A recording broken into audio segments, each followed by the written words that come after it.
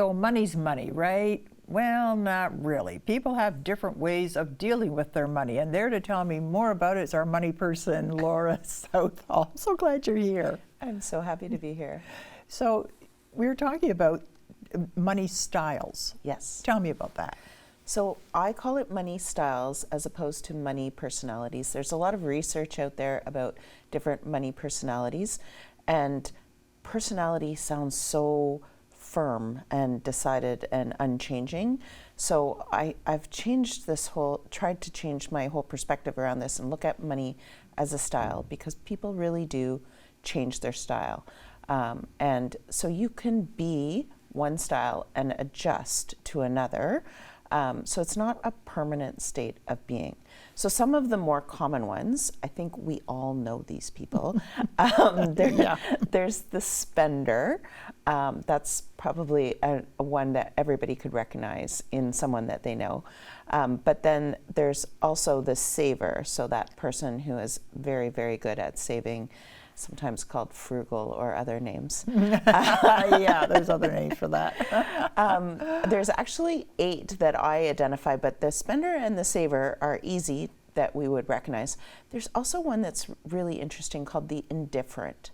So the indifferent is when you've grown up with money maybe used as a tool, like a manipulation or bribery, and you've decided, no, I don't care about money. It's not important to me. Or you've seen somebody really stressed, like usually a parent, really stressed about money, and you've decided, no, I don't want that stress in my life. I'm not going to care about money. So you hear people say, I don't care about money. I just work because I love it. That sort of thing. That is sometimes an indifferent money style, which can go both ways. Sometimes that can be healthy, and other times that can be really damaging, right? If you're so indifferent that you don't file your taxes, or you don't pay your bills, or you don't care at all, then and you're going into NSF checks, and you're exactly, thinking because you haven't transferred money over to your checking account, and because you don't worry about it, right? You never think about it. And this is the thing with all of the money styles. They're all on a spectrum. So it could be healthy to be sort of indifferent about money and say, you know what, I'm not going to worry about money. I'm going to focus on the things that I really care about. That could be healthy, but you could also have the other extreme where it's really unhealthy and you're creating a bad environment. But same thing with the spender, same thing with the saver, right? It's all these extremes between them. What we should all be striving for is balanced. So that balanced personality has some saving and some spending, and they've found the balance between the two. But that's hard to find. It is hard to find. And I'm thinking the spender. Is there a difference between people who spend money because they have money? They just do. Yeah. And people who spend money but they really don't have any. They're in constant overdraft. Their cards are maxed out. Is there a difference?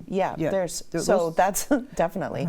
So the spender who spends because they have money, well, there's no damage that comes from that, really. Right. Yeah. The spender who spends and doesn't have the money to spend, there's a lot of damage that can come from that. And you can put your family in a lot of jeopardy over that. And then the most extreme spender is the shopaholic. We see I had to study this a lot for when I wrote the book. We see these images in media of a female shopaholic.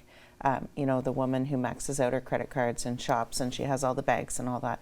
It's actually, studies show that there's an equal number of men. Really? I know. Isn't that interesting? That is interesting. So what do they buy that's like women we always associate with clothes and shoes and all that? Is it still clothes, or is there other stuff? It can be clothes, but it could also be technology. It could also be tools.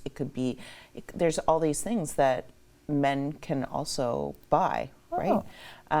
Even ordering online, all different things, right? Of course. And online shopping has made it so much easier to be a spender for all of us, right? Exactly. Especially COVID kind of thrust us into that. So it is as easy as clicking your phone to order things now. So even for people who are moderate spenders, they could have taken a step up during COVID and gone to more extreme spenders. But the shopaholic is someone who is damaging their family, usually. Right? And they're still spending even though, you know, they haven't paid their mortgage payment, that kind of thing. And they'll often find other ways to hide the fact. They'll hide their clothes, they'll cut the tags off, they'll do things to hide the fact that they thinking no one will find out. But so there's a name for that. Is there? It's called financial adultery. So, and 1/3 of adults in a study admitted to committing financial adultery where they lied or hid something financial from their partner. Oh, good grief. 1/3. 1/3. 1/3. Yes. Oh, good grief. Isn't that crazy? That's crazy. Yeah. Do you find that people that's to say the spender and the saver, that it reflects in other parts of their personality and other parts of their life? For example, the spender is a little bit out of control. They're not stopping and thinking, you don't have any money to pay for this, why are you buying it? Yeah. That they may have a weight issue. They may be chronically late. Their lives just seem to be chaos. Out of control. Or the other side, the saver, where they're so cheap that when it comes to a wedding gift or that they are just so, it's embarrassing. It's and letting other people. It can be so extreme. The saver can be just as damaging, honestly, as the spender.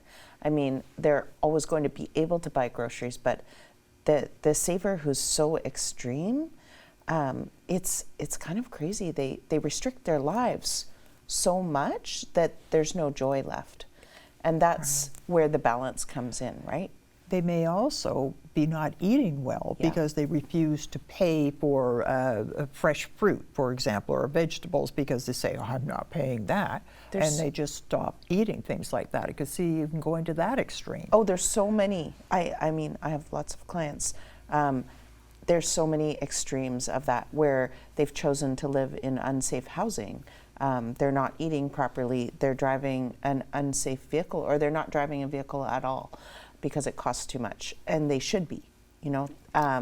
There's all kinds of extremes of that. And let's be clear, these are people who do have money. They could be spending. It's not like they're forced into this lifestyle. They're not. No, not forced into that at all. But for whatever reason, and every saver will tell you their own reason, they fear something, or they get some sense of security from their savings, or they've been raised to be that way.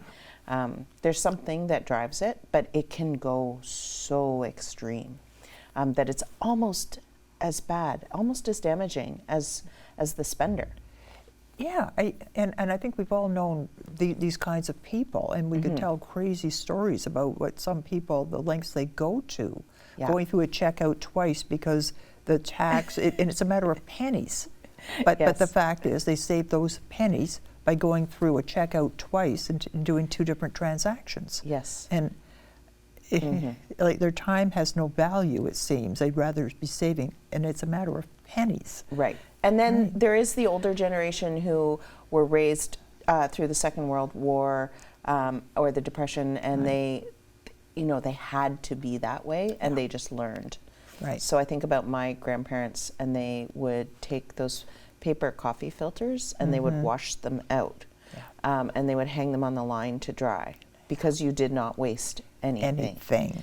And a tea bag was going to last, 10 teacups because you did not waste anything. And I remember growing up that Kleenex was something you did not. It was a luxury. It was a luxury, yeah. You had a cold-use toilet paper. Yes. It was just everybody did, because it was considered terribly extravagant. To have Kleenex. And what about that it's not so much you, it's the other people. You don't want to be showing off with your money, so therefore, and you don't want to, you don't want to be embarrassed, so you spend money that you don't have, and how much of that there's so much about society because we value money.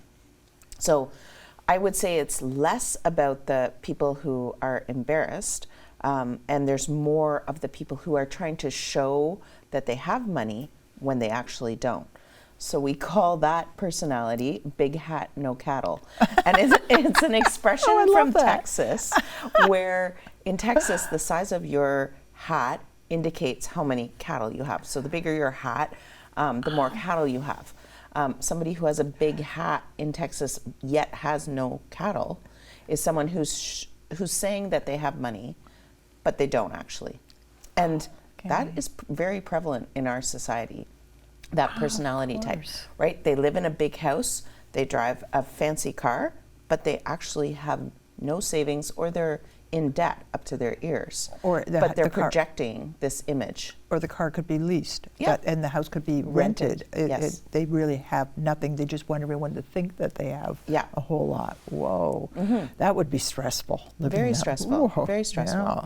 And often those people have big incomes. It is not actually about how much you earn, it is about how much you save. So they have a big income, so they think they're entitled to these big items, and they get qualified for them, but then they have no savings, and they're often really stressed about money. It's an extreme. So you never know. I didn't understand how much this was true until I started as a financial advisor 11 years ago. But you cannot tell from the surface how much money somebody has at all. There's people that look like they belong on the street and have millions of dollars. And there's people that you would think that they're millionaires and they have zero.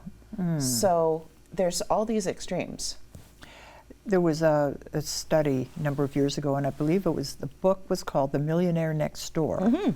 And I've read it multiple times. And let me, if I remember, because I'm really going in memory here, but wasn't it a bank that wanted to attract their high net worth clients, and they invited them to this fancy reception with all this fancy food and imported wine, and discovered that most of them didn't eat the food because they didn't know what it was.